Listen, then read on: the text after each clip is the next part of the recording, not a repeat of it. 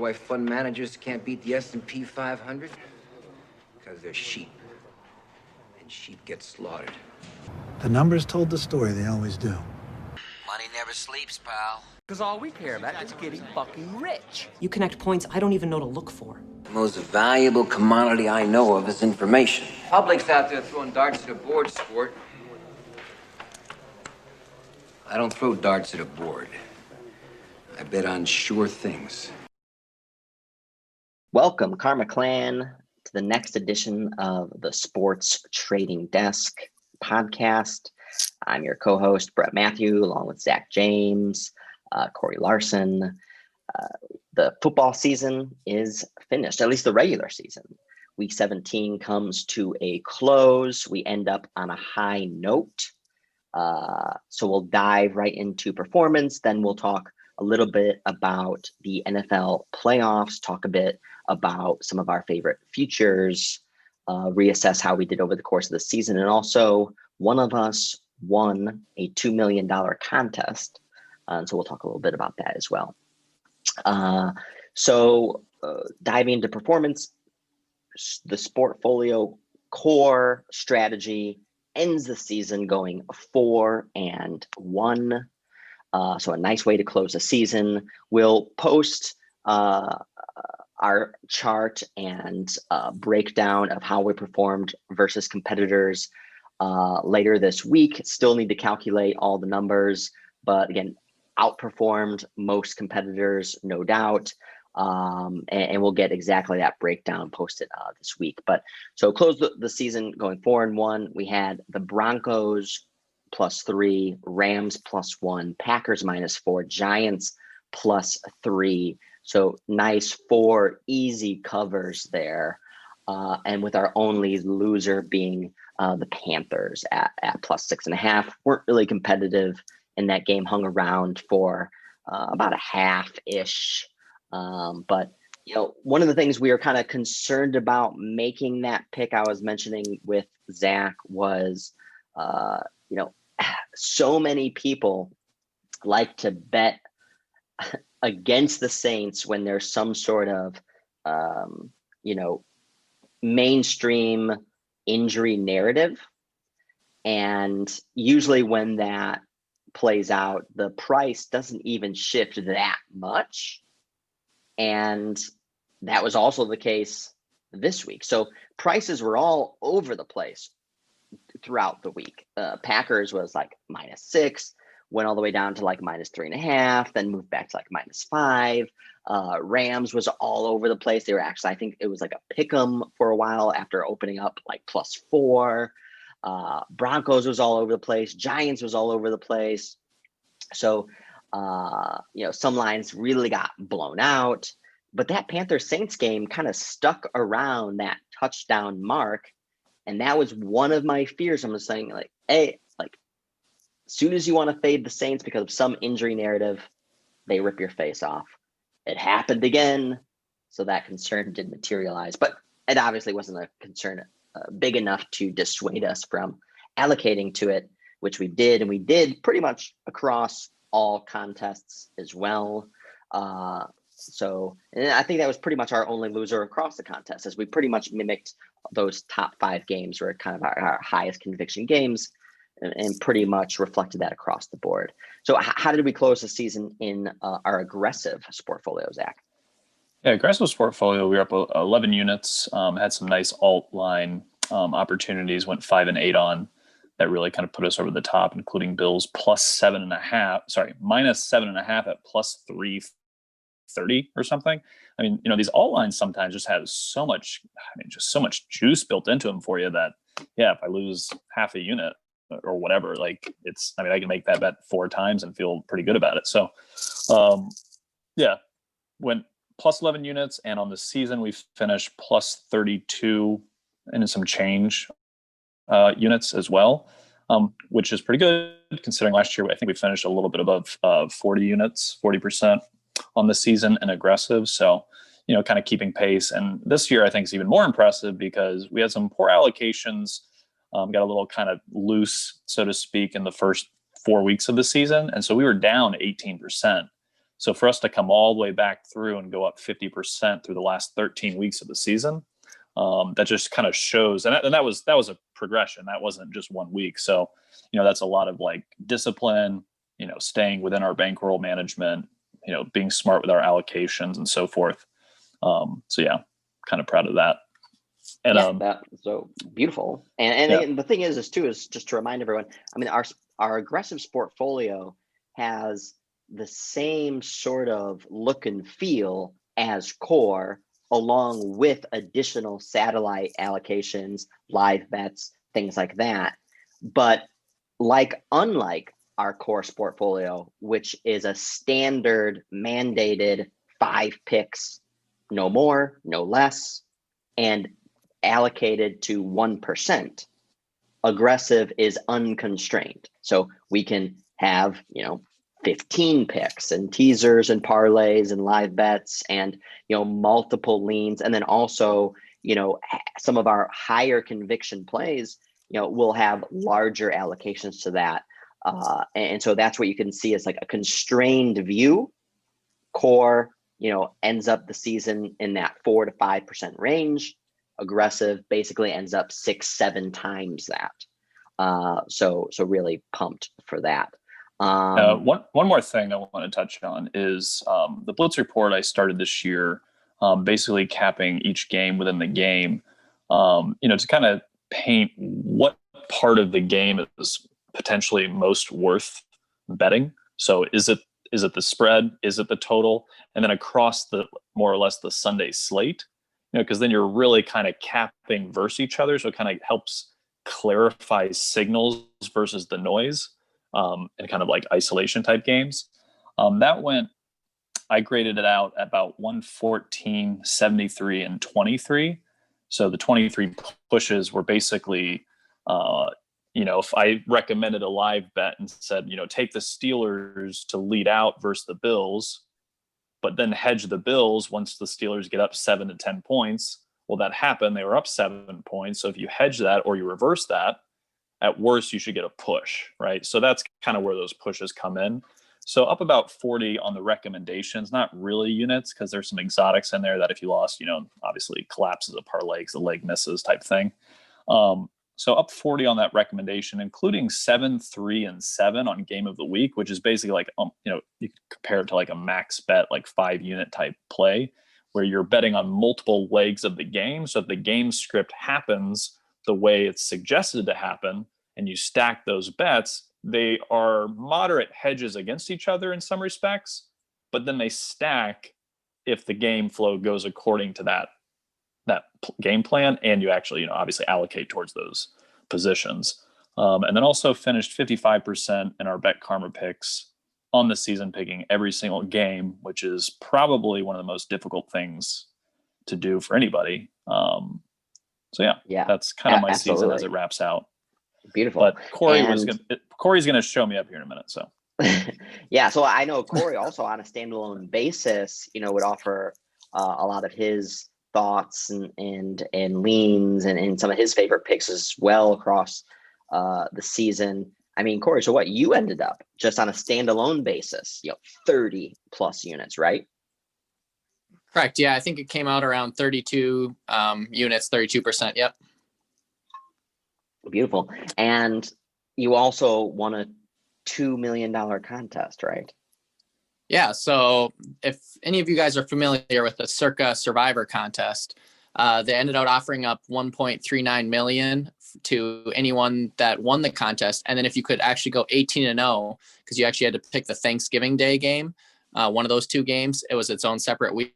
So if you could go 18-0, you'd get an extra million. So total prize payout was 2.39 million. So going into the final week, there was actually 35 entries left. So at that point, we actually had the 2 best options on the board, the Colts and the Ravens. And we considered both, but the whole week we were leaning Ravens, even though a lot of people would probably tell you to go Colts. And a lot of people didn't really see our logic maybe necessarily in taking the Ravens over the Colts, just looking at a spread or money line basis. But we felt comfortable with the Ravens. Saw it as a lot less volatile game, and it ended up playing out that way. The Ravens ended up winning by 35, dominating the game. It really was never a sweat, even in the first quarter. And then that Colts game was actually rather scary. I know fourth quarter, that was a 6-point game, I want to say, with maybe like 7 or 8 to go. But yeah, so in the end, we ended out finishing out and winning the contest. And we did end out, everyone else ended out actually surviving the week. The Vikings ended out squeaking by with a win. The Steelers squeaked by with a win. And there was a couple other games that kind of squeaked by in the end, the Titans. So everyone ended up getting there to the end, but it was still a very nice payday in the end. And to win that contest is quite the accomplishment. Yeah, absolutely. Well, what would you say what was your closest loss over the course of the season that you ended up pulling out? Yeah, it definitely had to be that Patriots-Jets game around week 10 or so, that Monday night game. We didn't feel too comfortable with it going into the week, and I can't remember offhand our other option. But the other team we wanted to save, I know, it was maybe a 10-point favorite or so. So we ended up going with the Patriots, a 7-point favorites at home, I believe, if I'm correct, versus the Jets, or maybe that was on the road. But anyways, they were actually trailing pretty much the entire game, down 10, maybe 7 or 8 to go. And the Jets did what the Jets do best, and they found a way to lose the game. So that was a thrilling game. So that was definitely the scariest game of the bunch. I'm super surprised so many people won and went all 18 games. Maybe there wasn't as much, I guess, extreme volatility in some of the super heavy favorites over the course of the season to knock too many people out. But I'm really surprised. I guess maybe if you asked me at the beginning of the season, I would say I wouldn't think anyone would make it all 18 games. And, maybe someone goes 16 or 17. And especially in a COVID year, I thought there was going to be some super wild swings. But it always just seemed like COVID always usually ended up just making a favorite even a bigger favorite, and kind of less so the other way for the most part.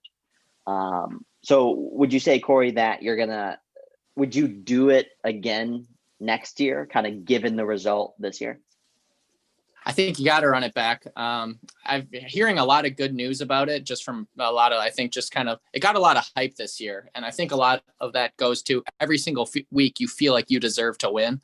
So, I mean, every single person in the contest feels like they maybe should have won the contest and they got gypped. But I mean, it's a matter of a huge parlay is really what it is. So in the end, it is extremely hard to do. But I think, as you said, a lot of people squeaked by this year, and a lot of people kind of ended up getting kind of bailed out. They necessarily didn't have a team saved for a week, and then all of a sudden there was some COVID news, and all of a sudden they have some team that's just, I mean, like all of a sudden the Bears late in the season were 8-point favorites over the Jags. 3 weeks prior to that look ahead was like 2.5. So at the very least, they would have been probably sweating a little bit more, but just stuff like that. Yeah, but we're definitely going to probably run it back. You just kind of got to, I guess. Yeah. Well, the other thing is, signing up for the contest was also during a global pandemic. And so you'd imagine it's probably not going to have as many restrictions next year for the sign-up process, at least. And so I would suspect there's probably going to be close to 1.5 to 2x, I would say, signups, which implies that the pool will be bigger. But I imagine then, there will be kind of a similar sort of payout in the end. Obviously, the bigger the pool, the more you're just going to get the random dumb schmuck who just happens to win, times 20, Yeah, I'm hearing some people yeah. I've heard some people in Vegas talk about it, and I think they're expecting maybe even like 5,000 entries next year, just because of how hype it got. And at that, I mean, the payout is super large. And I've heard Derek Stevens talk about they got a couple things up their sleeve to try to make the content a little more interesting, because never really heard of a Thanksgiving or a Survivor contest with Thanksgiving as its own week. But I think they maybe have a couple other things up their sleeve, maybe to make sure this doesn't happen again. But we'll see. I think they could add in Christmas, because aren't the Christmas game or the the Christmas week games. Some are on Saturday and then some are on Sunday because college football's over or something. Well, I mean, you could just I think also that's just pretty force standard. people to make 2 picks in a particular any given week. Or like Sure. make Monday's game like its own slate. Mm-hmm. I mean, like once in the, like you probably can't do every week. People would die. Or I think what would make it super interesting, and this might just knock out a lot of people real quick, is at least at one point in the season, you have to pick at least one underdog. So you're essentially picking an underdog money line. So you'd always want to try to pick somebody who is, a relative pick 'em. But at least at that point, that would decrease or increase the odds of people getting eliminated dramatically. I guess the hard part about that real quick is when, like, how do you track when that underdog, if the line flips, Well, I mean, I think it would be based off whatever the Circa lines are for the contest. So at least it's consistent. I guess based on the entry, but I guess my question is based on when of the line. So Wednesday's line, because of that line flip by Friday. I'm saying whatever the Circa lines are, the parallel contest.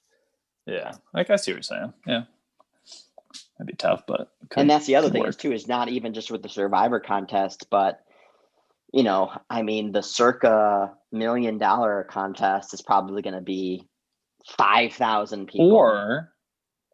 Or what if you do something where some version of you're predicting a score or a spread or beating the spread on top of the games, or like on top of like the last game type thing?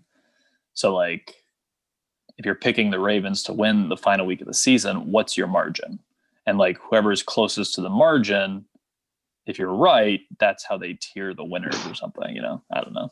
That's how you definitely might be too much. All right, so let's jump right into the wild card weekend of the playoffs. So let's kick off with Colts at Bills. So Colts are +6.5. Corey, what are your thoughts on this one? I don't have a ton of strong thoughts here. I think I talked a little bit, with Zach on this game, and I think he had a pretty strong point on it. Like if this hits 7, I think you got to kind of like or lean the Colts at least. Anything under it might be a little trickier. I think we look at the Bills, and they're probably the hottest team in football right now, and they're looking very strong. But how good of competition have they played over the last 8 weeks? And I'll let Zach speak to that more. But on the other side of the ball, I think the Colts are a team that definitely can slow down the game just with their running offense. And Bills defense is decent, but it's still not great. So I think they definitely could slow this game down and maybe stay within the points. And this year, the Colts haven't necessarily really been blown out a lot. So I don't have a strong lean in this game. I think it's hard to step in front of the Bills, but at the same time, that seems like a lot of points. I don't think these teams are that far apart. Yeah, I agree with Corey. I think it's a hard team to get in front of the Bills right now. But, the Colts aren't a pushover team either. I know they got demolished by the Titans, a few weeks ago, but, really they're in games, like they don't get crushed. Like they typically are within reach at least. And the Bills, like they've dominated the last 5 teams they played, which was the 49ers. Then they dominated the Steelers. Then they dominated the Broncos and the Patriots and then the Dolphins. Dolphins have been fading. There's no Fitzpatrick. Steelers, Bills had like 3 points going to halftime before the pick 6 by Big Ben. So, this Josh Allen led offense, like he is better than I thought he was in general. But this season specifically, because of COVID, Bills had the most returning starters, the most cohesion. They got one of the best receivers in the NFL. Like everything kind of aligned and the coaching staff like really put Josh in positions to really throw the ball. Like everything's aligned for him to really kind of like shine, kind of like Lamar Jackson last year. And I wouldn't be shocked if this is another kind of like Lamar Jackson letdown game, but for Josh Allen, in that, like the first series versus the Dolphins, like a sloppy pick. And, like you saw last year versus the Texans, Bills dominated, great game plan, up 3 scores, And then the wheels came off, and just like Josh Allen just became like a fuddy-duddy, like mental hospital patient. He was horrendous. Like, I mean, the kind of mistakes that like an 8th grader playing football would make. And that's the one thing in his DNA that I cannot buy Josh Allen in like super big important games, but I'm not sure if this is that game yet. It's probably going to be the next game for sure. If the Bills win and dominate, I'm definitely going to fade them game 2, even if it's a rematch versus the Steelers. But here I'm like Corey, I'm a little on the fence. I mean, I could see the Bills just kind of getting a big lead and just kind of running away with it. But I could also see the Colts really just kind of putting their foot down, get some stops, some turnovers, and, Colts pull it out. So it's a tough one for sure. Mm-hmm. Yeah, I mean, the thing is like the Colts are one of the most vanilla 11-5 teams that I can really imagine in recent history. I mean, I can't really think of any particular game all season where my conclusion was like that I was really impressed with the Colts. Like, I can't really think of any games. I'm just looking at them, their slate over the course of the year. Any game where I'm like, oh, I'm definitely meaningfully upgrading the Colts after this game. I mean, like the Browns game earlier in the season was kind of like one of those pivotal games that was going to push them either dramatically up the rankings or down, and they fell flat. A Ravens game was another like kind of pivotal game that was going to be decisive and either kind of pushing them up or knocking them back down to reality. They played a good first half and then no-showed the second half, lose by 2 touchdowns. The Packers game, that was probably their best win of the season, and that one really could have went either way. I mean, they're down 17. It was a nice comeback, but again, after the end of that game, you're not meaningfully upgrading the Colts. And then after that, it's Texans, Raiders, Texans, Jags. Those are the wins. So if you just feel like, I think like there's probably some bettors who are eager to fade the Bills hype because I feel like there is vulnerabilities there. But yeah, it just doesn't seem like it's necessarily a great matchup with the Colts per se to like say like, oh, the Colts are going to be the team to do it. Yeah. But the Colts are still well coached, and they usually play consistent, steady football. So yeah, I mean, I think I'm with Corey in the sense of like, I don't really love the matchup. It seems like it's probably too many points, but I feel like the spread's probably not going to come into play. If it's going to be a close game, then maybe the Colts kind of squeak it out and win. Or yeah, the Bills are just going to win the game by double digits. I think real quick, I think my macro on the Bills, I think is going to be proven at some point in this playoffs, but there's no point in getting in front of the Bills. I mean, this game is probably very similar to that Browns Colts game earlier in the season. Rivers had 2 picks. They couldn't really run the ball. And, Colts jumped out, I think, to an early like 7-3 lead. And then Browns put up 17 in the second quarter and kind of controlled the game from there. And that's a game that we were on. I think the public was on the Colts, and, sharps were on the Browns at home. Like you said, with the Colts vanilla style of play, you can't count on the Colts to win the game. Like you can't, like from a standpoint of like when you bet, especially in the playoffs, first off, who's going to win? Like who's going to win the game? Like, let's start with that. The Bills are going to win the game. Like, yes, Josh Allen can shit the bed, but if he doesn't shit the bed, I mean, Phillip Rivers cannot move out of the pocket. Bills are going to key on the running backs. Bills should win the game. So the question really becomes by how much? What, at that point you can live bet it. You might get a Colts early lead. You could have a big Bills lead and the Colts on a comeback. So I'm actually probably most interested in live playing this. Definitely lean Bills money line at a better price if you can get it. And then maybe consider a hedge to try to middle. And same thing with this total. I think this total is a little high based on how these teams score. You're probably sitting right about 47 to 54 points in this game. So it's probably about right. So if it kind of ticks up, I would probably take the under. And if it ticks down, it'd probably go over. So yeah, I think live play honestly for this game is probably the most interesting. Yeah, I think that's fair. So let's move on to Rams Seahawks. Also, this is the first year, we're getting that 7th seed team. So we're getting 3 games in a day. So 3 games on Saturday, 3 games on Sunday. So so more football than we're accustomed to in the past. So Rams at the Seahawks. I'm really surprised by this line of. I saw it at +4.5. It's down to +3.5. I'm uniformly leaning Rams. What about you guys? Yeah, I'm definitely leaning Rams as well. I think I've just kind of been a little weary to bet it, just with the quarterback questions. And though I still don't, even if Goff isn't the guy, I still think I lean Rams. So I don't know, maybe I'm a little trigger shy with this game, but I think both these teams have really slowed down their scoring.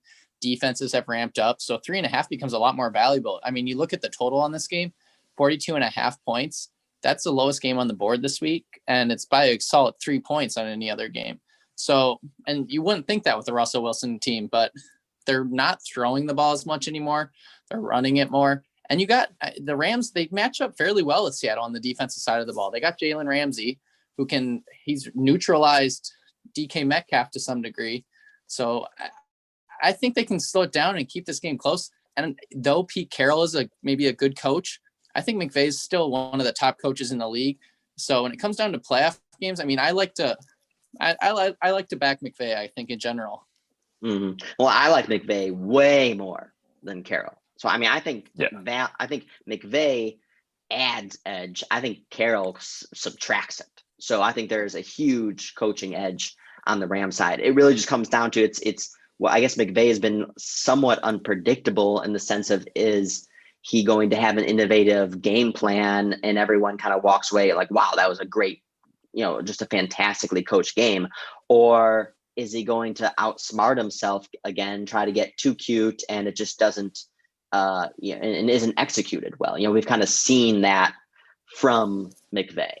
But I think, this is a wild total. I mean, you're talking about, I feel like an overreaction to the under, just because, the 2 times that these teams played, they were, especially the first time, it was like one of the highest totals of the week. I think it was like 58, 59 points.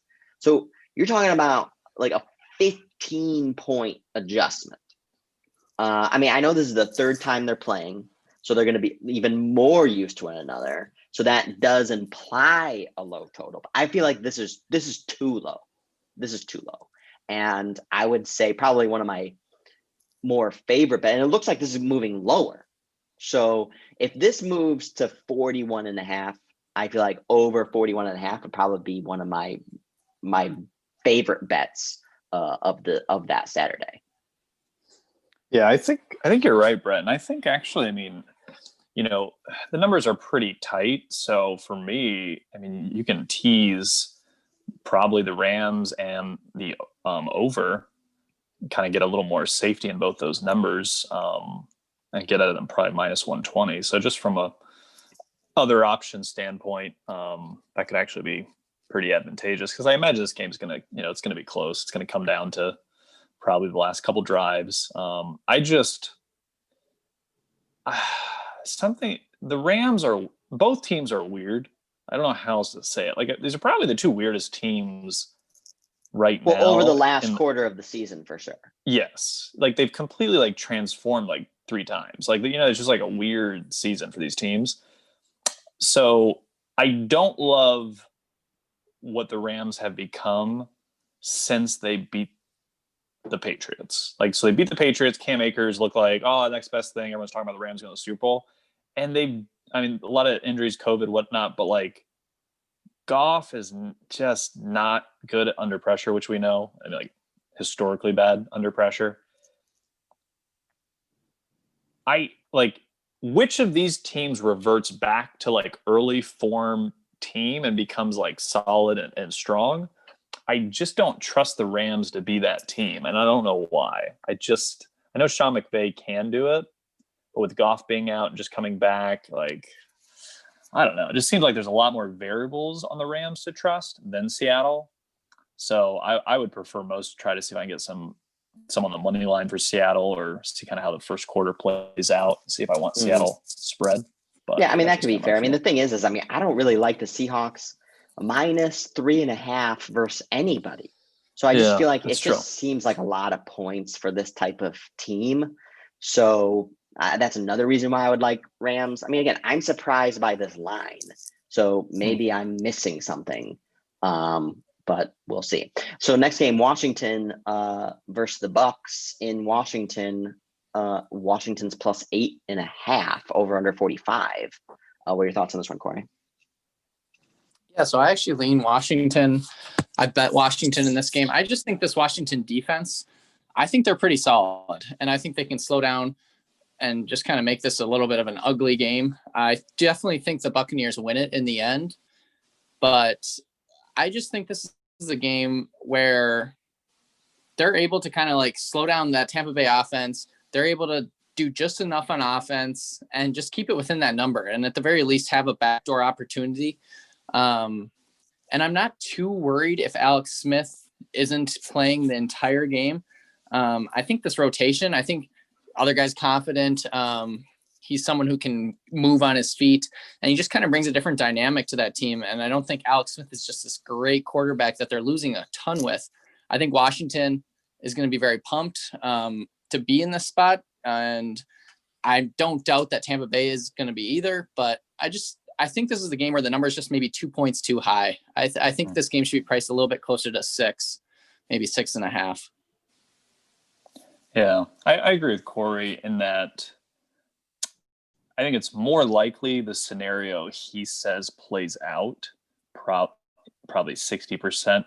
But there's a 40% of me that thinks the Bucks find a way to blow the doors open on this game in the second half, especially if the Bucks defense is really shutting things down against Washington. That's where I could see this game getting out of hand.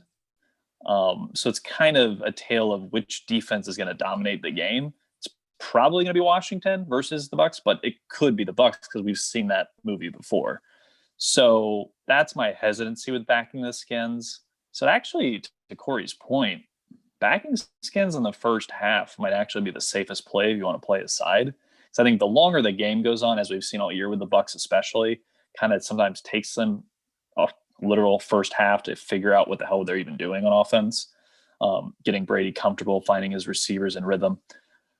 So yeah, that and the under. If honestly, Corey, if you think, I know you maybe already bet it, but for anyone else out there, if you think the Skins are going to cover, how is this going over 40? Sorry, 45. I mean, 45 seems pretty high. Like I would have this at 41. If Skins cover this, I mean, they're not scoring 20 points. So, I mean, is it 17 to 24? I mean, you're still way under. So yeah, I mean, if you're going to take Skins, I would personally recommend taking the under personally. Yeah, I definitely like that too. I would say like if you like Washington, like teasing Washington and the under is probably a good like bet. Sam dunk from that side, yeah.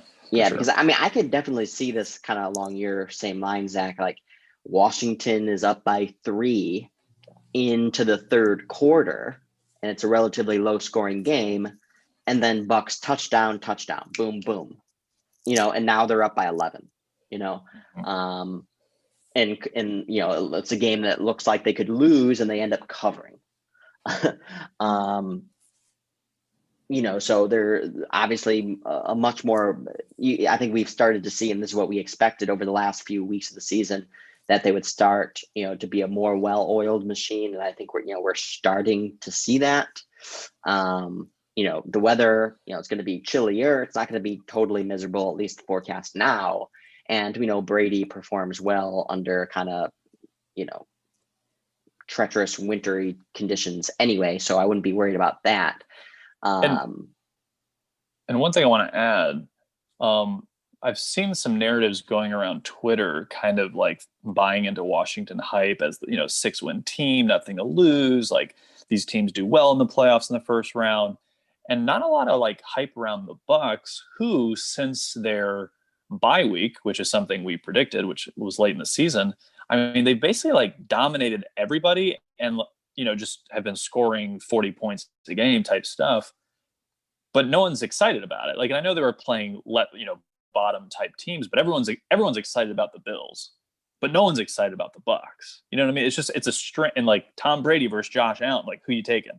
So like, it seems like the narratives are like kind of cute around the Washington, Ron Rivera, Alex Smith story. And like everyone forgets that like Bucs probably have a better defense than Washington overall. Arguably. Bucs definitely have a much better offense. Maybe they have comparable coaching. How good is Ron Rivera and Jack Del Rio? So there's a level stability of like, at the quarterback position and stability at the quarterback, most important position. So like, it just seems odd to me that there's like even Washington like interest at all, and like complete like I'm already done with the Bucs. They're not going anywhere, which is odd because if you think the Bills are going somewhere, then the Bucs could easily just as much. So just kind of narrative wise, market wise, it seems like there's not a lot of like Bucs narrative love. Right. Which is a good and it's also worth noting too that, I mean, Washington is not a playoff team. Like they shouldn't, in any other standard year, Washington's not going to the playoffs. So there's also that component. Although, I mean, they're in, and once you're in, it's still they're playing professional with football. So. They're playing with house money. But that last week of the season, Eagles didn't give a shit in the second half. Yeah. And they only won by 6. So I don't know. Not a good team. The thing is, I also, to Corey's point, I don't hate Tyler Heineke. I think he, if he had played more games, I think that I would feel more confident with him coming in. The thing is like he introduces more volatility to the game plan because he can turn the ball over more, and he's going to be more prone to doing so than someone like Alex Smith was. Alex Smith might not be able to move the ball as good as Tyler Heineke, but he's going to protect the ball as well. So that's something also worth taking into consideration. So let's move on. Just do Bears at the Saints. Bears also sneak into the playoffs. Another team that I feel like is probably not, a playoff team. But nonetheless, here they are. Bears plus 10 on the road, over under 47.5. So real quick, to compare the comps, right? The two biggest underdogs this week are, Washington and Chicago. Nobody's taking the Bears. I haven't seen anybody taking the Bears. Nobody wants to take the Bears. Nobody gives a shit about the Bears. This team played the Saints 5 weeks ago. 7 weeks ago? And it was a 3-point game in overtime. And I'm not saying that's going to repeat itself, but and this is kind of my concern with the Washington side, is there seems to be this like getting cute narrative of like, no, Washington, they're going to cover, they're going to beat people want to take the money line too on Washington.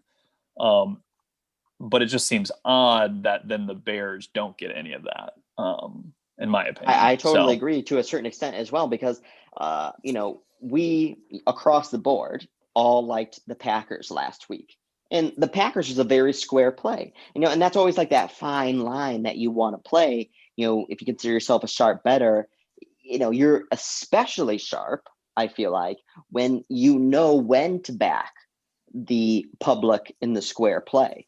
And, pretty much across the board, especially on Twitter and some of, handicappers I respect, it seemed like the Bears was the unanimous kind of sharp selection. And what it turned out to be is square sharp. I mean, I don't think any of us ever considered really the Bears. Even as the line continued to kind of move lower, we weren't kind of shaken off that position. And it just made the Packers look even more attractive at a cheaper price. And I think the Packers was clearly the right side. They pretty much dominated them, especially in the second half, more just like they did earlier in the season. It's just really no contest. I feel like the game should have been a touchdown kind of. That's how it should have been framed, and much less like under 4, which it flirted with for a while there. So you got sharps pounding the Bears last week, and now they're plus 10. I mean, I would say, and I'm a Bears fan. I'm from Chicago, so I try not to bet on the Bears just because I always have either it's just a negative bias. But I'm gonna say I kind of like the Bears at +10. I think they could probably sneak in there, and if they don't, they probably literally get blown the doors off, like literally lose by 30. But if not, I think this game could be very close. I mean, if the Bears play a really good game, especially defensively, I think the Bears could even win this. I agree. Corey, what do you think? Yeah, I think if the Bears can, limit the possessions maybe in this game, I think they definitely can keep this close. I mean, that number just is kind of, I think, outrageous. Just seeing the 10, I don't really see how you get to 10. But at the same time, I agree to Brett's point. I think there's a very decent chance at, blowout. So I guess that's maybe why this line's a little bit inflated. But yeah, I definitely lean with the Bears. I haven't bet it yet. I don't know, something in me just doesn't feel comfortable with it yet, but maybe it's just the square side of me talking, and I just need to buckle down and take the Bears. Yeah, the one thing I want to say real quick on this is from memory, and then I looked it up. Saints don't dominate teams in the playoffs. So 2017, they won 31-26, and they lost to Minnesota. 2018, they won 20-14. They lost in overtime to the Rams. Last year, as we remember, they lost in OT to Minnesota. Now, obviously, they might be playing better teams, they don't have home field, et cetera, et cetera, et cetera. Is Breeze better than he was the last 3 years? Is the Saints defense that much better this year than it was maybe last year or the year before? Bears, the good thing is the Bears have shown they can compete with a team like the Saints. So just that in itself, like Corey said, 10 just it's such a ridiculous line. To me, it's like if this was the Skins at Saints, this line makes sense. They're saying the Bears are the Skins, and I disagree. Their offense is better. They have more playmakers. Like Trubisky can make plays, and everything's on the line. Bears are also playing a little bit of house money. So again, some of the narratives that people are buying for Washington seems like they're not applying to the Bears, and that's where I think I rather go the opposite directions of those things. Well, I know you remember. Bears Saints played earlier this season. Granted, it was in Chicago, but that was another game where there was pressure on the line, and there was Bears money, and it cashed as the Bears lose only by 3, and we're winning for half the game. And that was with Foles, who I think, I do not like Trubisky at all, but I do think Trubisky is an upgrade over Foles just due to his mobility and ability to move around in the pocket and to use his legs. And I still don't trust Breeze, and the Saints game plan in the playoffs. They've been somewhat of chokers. That's just how it is. I think this is a game the Bears could flirt with winning, or just get blown out. But I would take my chances. I really like Bears, like a teaser, Bears and the over. So you tease this one down to over 41. Bears have been putting up points. Yeah, if 17 would come into play, it's definitely going over. Yeah, for sure. All right, so let's do Ravens at the Titans rematch from last year. Titans knock the Ravens out. Beautiful game. Yeah, beautiful game. Ravens -3, over under 54.5. What are your thoughts on this one, Corey? Yeah, so I like the Ravens in this at -3. I bet that earlier this week. I just think this is a decent, revenge spot. I like Harbaugh as a coach, and I think a lot of it's being overblown. Their loss during the regular season and their loss last year in the playoffs. And if you look at it, yes, if the Titans can get out to a lead in this game, yes, I probably won't love my Ravens bet. But I just look at these two teams, and I think the Ravens are just the much more solid team.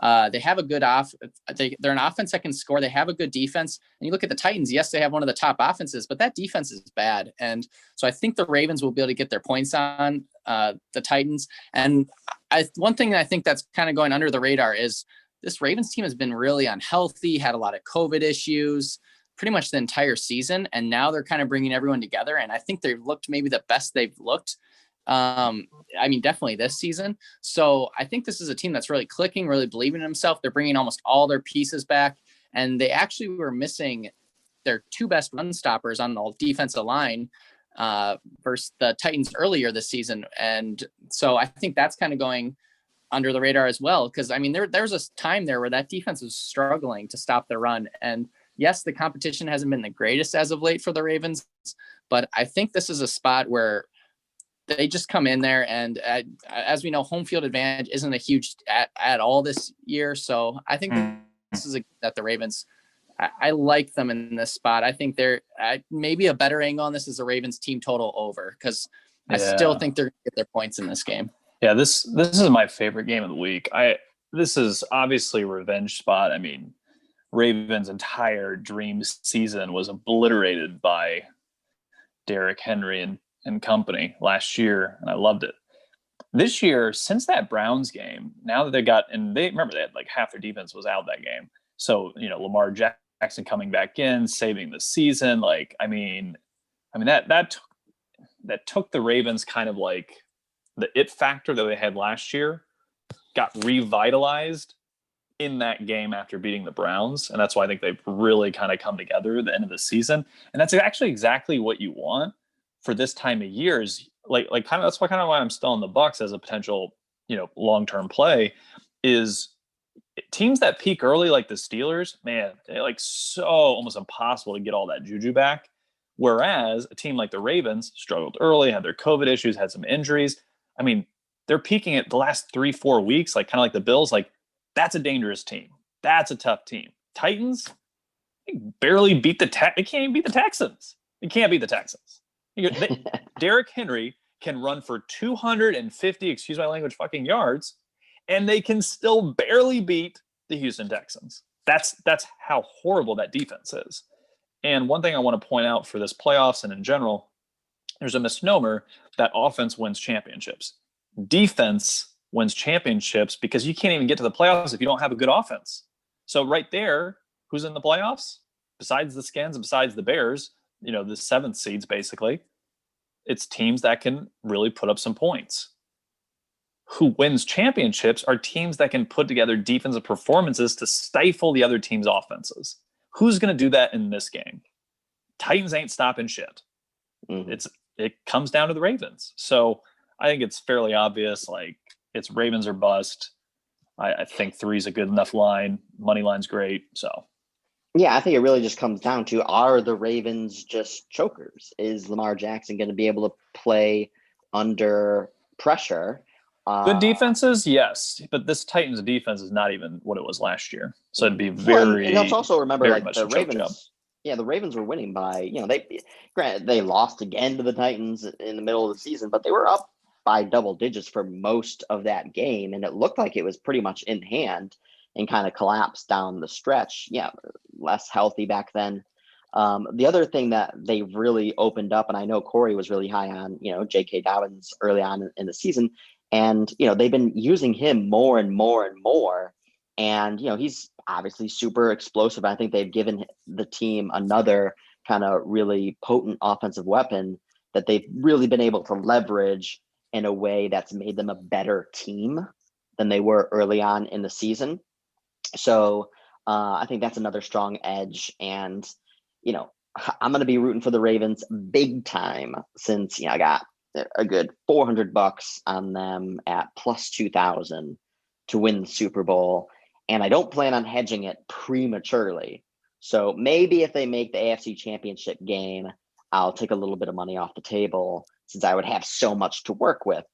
But until that time, I won't.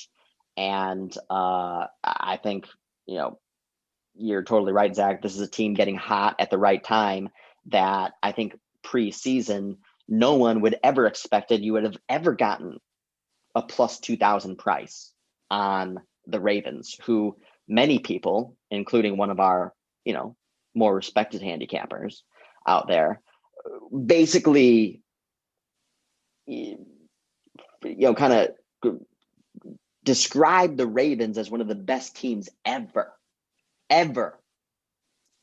just one of the best defenses, one of the best offenses. Didn't even see how this team could lose any games, much less as many as they did. So I think you're getting, buying them pretty low, especially a couple of weeks ago. But even now, they're plus 1,000, to win the Super Bowl. And I think that's still mispriced. So let's move on to the final game, Steelers, Browns in Pittsburgh, -6. Well, real quick, I just want to say also, this season I think has proven without a doubt how important coaching really is and can be. So in my opinion, there's no way in hell I can touch the Browns with the head coach being under COVID restrictions, right? He is out officially, as I believe is correct. I mean, that's a huge blow. Like, sure, the kind of like who's playing, like who's the coach now, like weird shit that can happen, like maybe goes in the Browns' favor. But Steelers are going to have their starters back. And what the Steelers were missing this whole time that nobody wants to really point out, they just want to shit on the Steelers because they started 11-0, is they didn't really get a real bye week. So like we saw with the Bucs, we were kind of waiting all season for the Bucs to get a real bye week and kind of get, recalibrate. With the COVID issues, when they played in the Ravens, all that stuff, like they didn't really get like a down week. Well, last week, they rested a few of their starters, their key players, give them kind of downtime, like refresh, kind of come back. So I think Steelers got, their key players had a little bit of a bye week. Now they're playing a team that like they know they can dominate and they can play even with their backups they can play well with. So in my opinion, I don't know how you back Browns. Obviously you can take maybe +6, +7, but just seems like it's more likely Steelers kind of turn it on and like somehow like actually crush the Browns than like it's a field goal game type situation just because of the head coach situation. So that's kind of my take on it. Yeah, I think it really depends on, do you think the Steelers are the team that they were the last 2.5, 3 games, or the team that they were in the second half of the Colts game? Those are two seemingly very different games. We were texting each other in, that Steelers-Colts game and thinking, what is going on? And like, why did the Steelers look so bad? Why does Big Ben look so bad?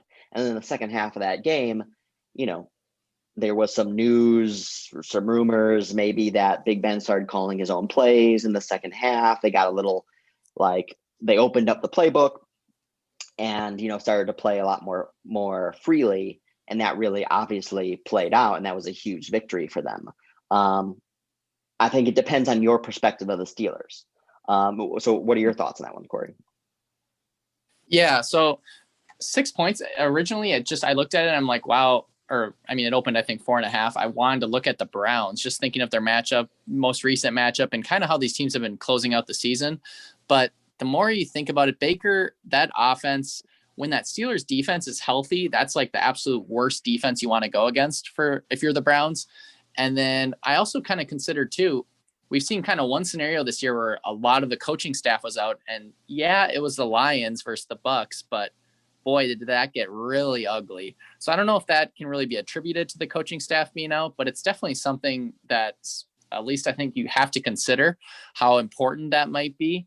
It's just, I think, a continuity that you're missing. Yeah, players play, but I think just having those leaders, those guys you're used to, I just think it's maybe a different feel. So I think I can only look towards Pittsburgh here, and it's one that I think you kind of got to hold your breath because, yeah, Pittsburgh hasn't really given many buy signs down the stretch here, but I think on a matchup basis, they match up pretty well with Cleveland, and I think they took last week off, and I think that was probably, they weren't really trying to win last week, and they still only lost by 2. I think that's got to feel really good for this team, and I just think they come into this game confident, and that defense comes aggressive, and I think you get maybe something closer to that first matchup when the Steelers won by, I think, 30+.